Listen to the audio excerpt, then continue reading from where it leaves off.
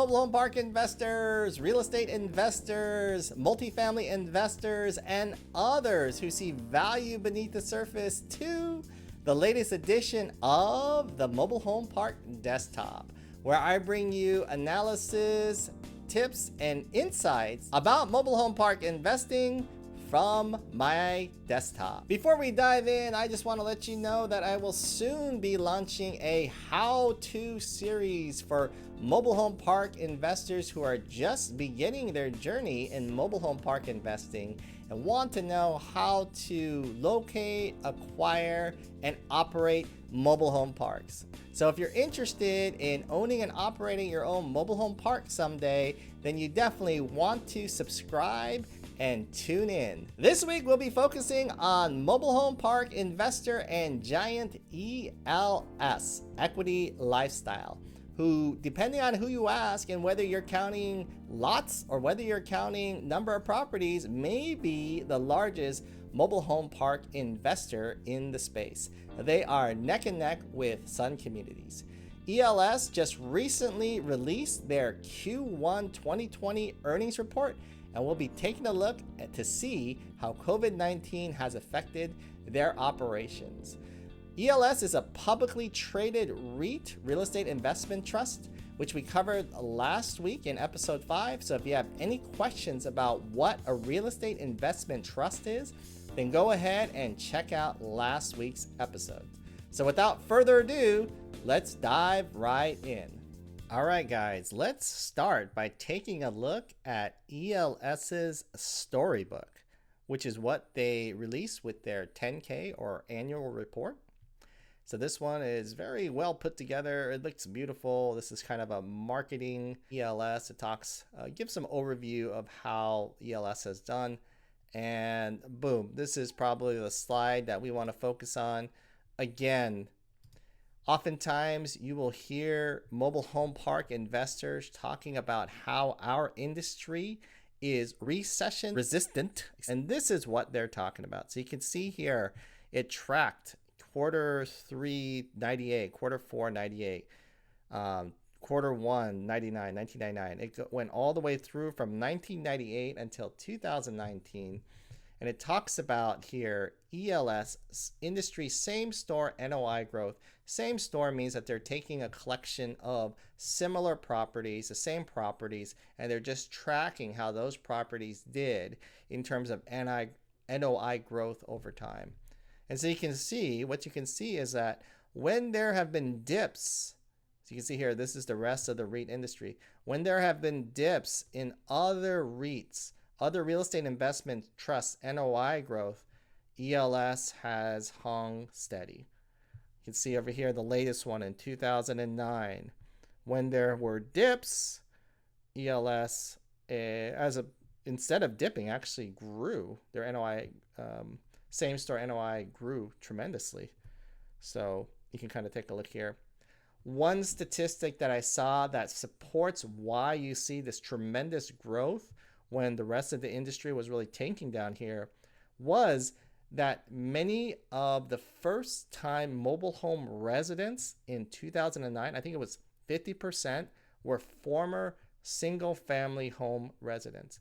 So what that means is that during this economic downturn, people who formerly were living in single family homes, either they got rid of their homes and downsized to a mobile home, or they were no longer able to rent a single family home, and so they ended up converting to mobile home renters or owners. So you can see there was tremendous growth there.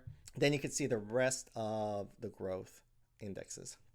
So again, this is maybe not an apples to apples comparison because the entire REIT industry, that covers a very wide range of different products, including multifamily, storage, warehouses, so on and so forth.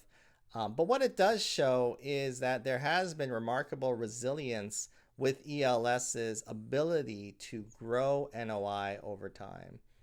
And you can see too in some of the reports that you'll read about the mobile home park industry, statistics such as the average mobile home park rent since 1950, if it just followed the rate of inflation, should be hovering around $500, but instead the average mobile home park rent is actually somewhere closer to about $300. So you can see that the mobile home park industry hasn't really kept up with the rate of inflation. That means that the current owners haven't been pushing mobile home park rents, lot rents at the same pace as inflation. And so there is some opportunity there to bring those rents up to market. And that might be why, even in times of downturn, you continue to see NOI growth. And ELS even talks about how this year, even though there's COVID-19 and everything happening, they're still anticipating, I believe it's a 3.5% increase in revenue just through lot rent growth. So that is some of the story here that may explain why ELS and mobile home parks have been so resilient during downturns. All right, let's take a look here now at a map of where ELS is located, where their communities are located. ELS has about 413 properties across 33 states. Very, very similar to Sun Communities. Sun Communities is also, their properties are spread across 33 different states, and that's 156,513 sites for ELS, which would, by a lot count, make them bigger than Sun Communities. But Sun Communities, by a property count, they own more communities than ELS. So you can kind of take a look here at the map, and just for fun, I went ahead and I superimposed ELS's map on top of Sun, so you kind of compare where is ELS compared to Sun. Let's go ahead and take a look at that. So here we have the map of ELS, and let's fade it out. And here we have the map of Sun Communities. So you have Sun Communities here and ELS Communities here. And as I move the slider, so you kind of see both of them, what you'll see is that there is a lot of overlap. But I think what is probably more interesting is just where they're not. So not a lot of stuff here in the Midwest or along this little alleyway. And again, as we talked about last time, maybe there's an opportunity out here for new investors.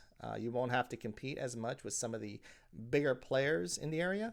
Or this is something where you ask yourself, why aren't they there? And make sure you understand why you are there, since they are not there, and just have your own investing thesis about these different areas. One thing to keep in mind when it comes to mobile home parks is that there's really two types of mobile home parks. There's the affordable housing mobile home park sector, and then there's the lifestyle sector. And ELS definitely fits more with the lifestyle sector. Most of their communities are age qualified, which means that the residents are over 50 or 55, somewhere along those lines. And they said even in their communities where there is no age qualification, the people on average are in their late 50s. So where there is an age qualification, most of the residents are in their early 70s. And where there isn't an age qualification, most of their residents are still in their late 50s. So we consider these lifestyle type mobile home parks. They're going to have nicer amenities. They're going to have a lot higher lot rents. The average mobile home in some of these communities will be in the hundreds of thousands. It might not be unusual to see a mobile home going for $200,000-$300,000 in one of these communities. I know there are many in California where the average mobile home price is around that.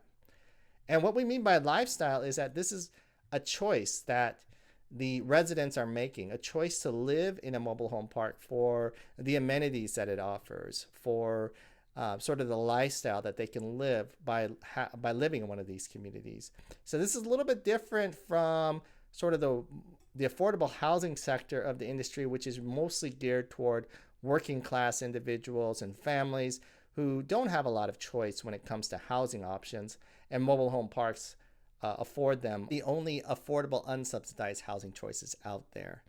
So this is something to consider when you're out there looking at mobile home parks. If you come across something that is just extremely expensive, you might be looking at more of a resort style or lifestyle type community. These are still, from an affordability standpoint, probably the cheapest form of housing out there within that area. But again, they are not really targeting working class families and so on and so forth. So that might be another thing to consider when you're investing in mobile home parks. What type of mobile home parks do you want to invest in?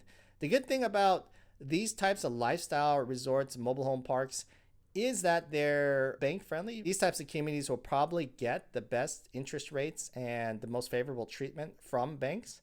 But on the other hand, your return on investment is probably going to be a lot lower because you're just dealing with a higher level of asset class. All right, now let's take a look. What I did is I took the information from the ELS 10K. A 10K is an annual report that publicly traded companies are supposed to release. It's part of their reporting requirements for being a listed company. This is so investors and other people who are thinking about investing can get audited information about the company. So what I did is I went ahead and I put ELS in column B, and I put Sun in column C, so I could look at them side by side and just see if there was any kind of insights I was able to gain from them. So you can see in terms of number of properties, they're very similar. A number of sites, ELS is bigger than Sun Communities. Number of states they're in, similar at 33. Employee count, MH Communities. ELS didn't say exactly how many communities they had. I guess I could count them up, but they listed the number of sites. So they have 72,000 MH sites, and they have 53,000, about 54,000 RV sites. And you can see here the distribution for Sun between number of properties. So these are actually properties. For ELS, it's sites, and for Sun, it's properties. Then coming down here to the RVs side of the business, they have ELS has about 29,000 annual RV sites, Sun about 22,000, transient and seasonal 24,000, Sun 26,000. Now, I'm not exactly sure about Sun, but ELS did go into a long explanation on the earnings call about the difference between their seasonal RVs and their transient RVs. The transient RVs are the ones that stay probably like 3 to 4 days. The seasonal ones tend to stay longer, about 30 days.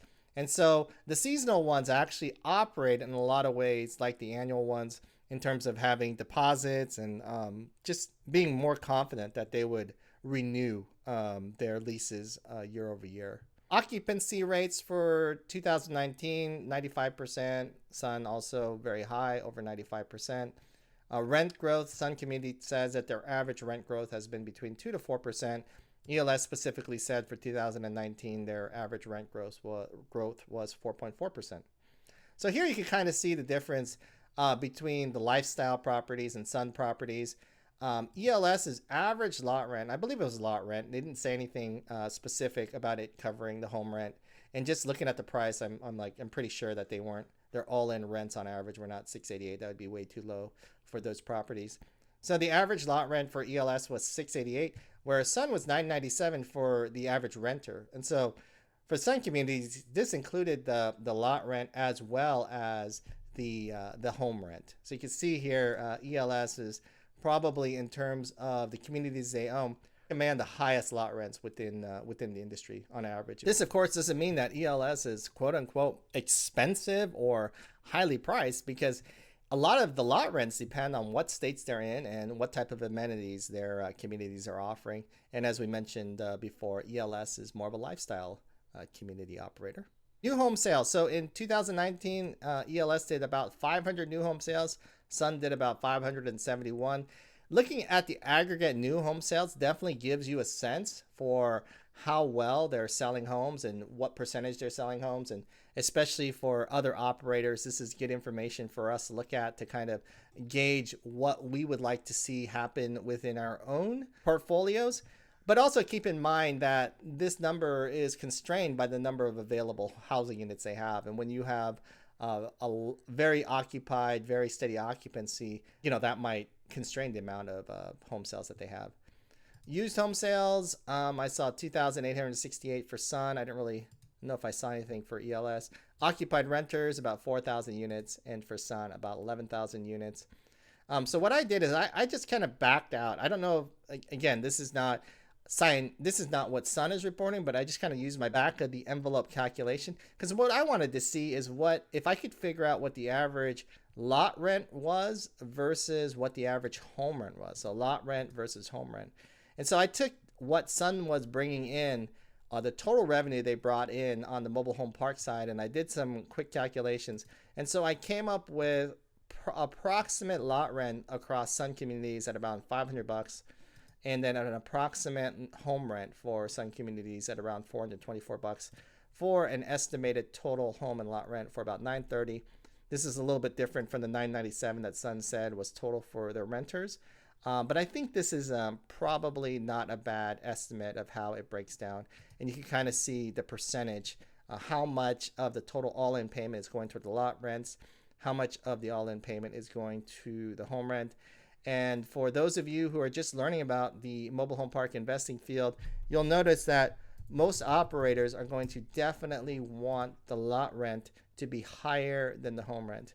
And the reason for that, so keep in mind here, what your mobile home park residents can pay is constrained by their all-in payment, how much they're paying for the home and for the lot if they're renting, or how much they're paying for the home and their mortgage payment if they're buying.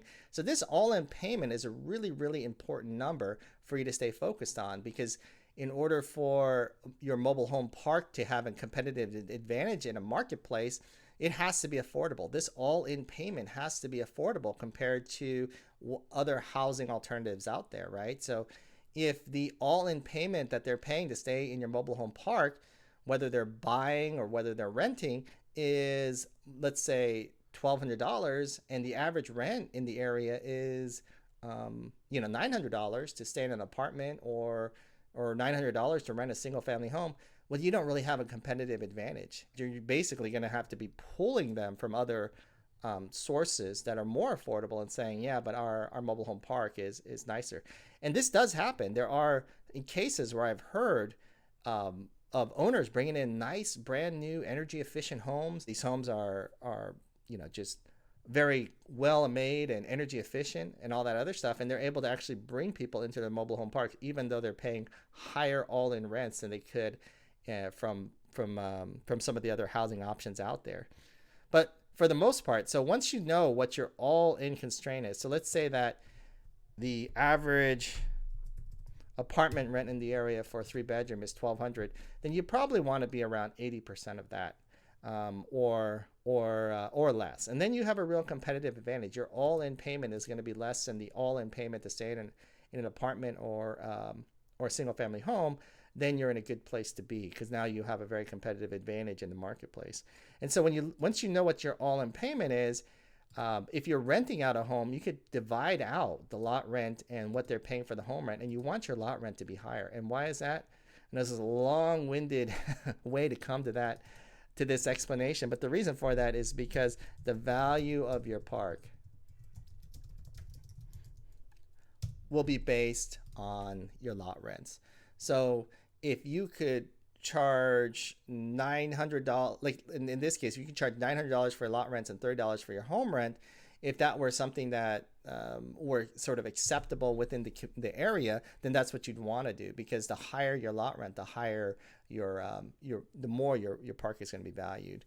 Now, why wouldn't you do 930? Well, it's because the bank is also going to, when it comes to refinancing or when it comes to appraisers, they're not just going to be looking at your lot rents. They're also going to be looking at the lot rents of other communities in the area. And so you have to be kind of within the realm of what everyone else is sort of charging. However, when you have a choice between increasing home rents or increasing lot rents, and you definitely want to increase your lot rents, because that's going to increase the overall value of your park. This is sort of, I didn't mean to go that far deep into it in this conversation, but I can definitely cover this in more detail in another conversation or in another video. So moving on, acquisitions. Sun, they did about 4 communities in 2019.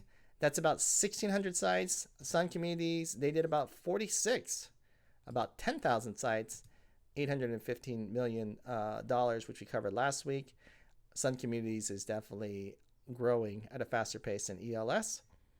Financials, take this NOI number with a grain of salt. I did a very, very quick cursory glance. I just pulled out two numbers. I'm sure there's a way to look at these numbers, and maybe there's not going to be such a big gap there in terms of NOI.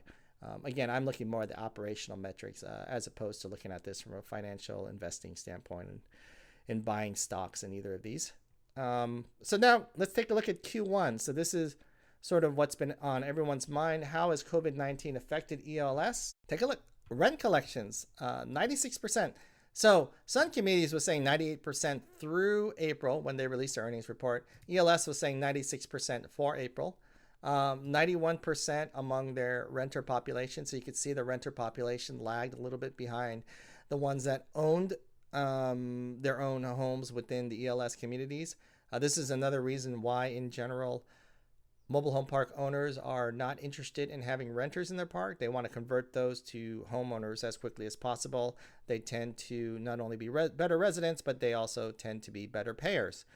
The annual RV collections. So on annual RV collections, Sun ELS said they were collecting about 96%.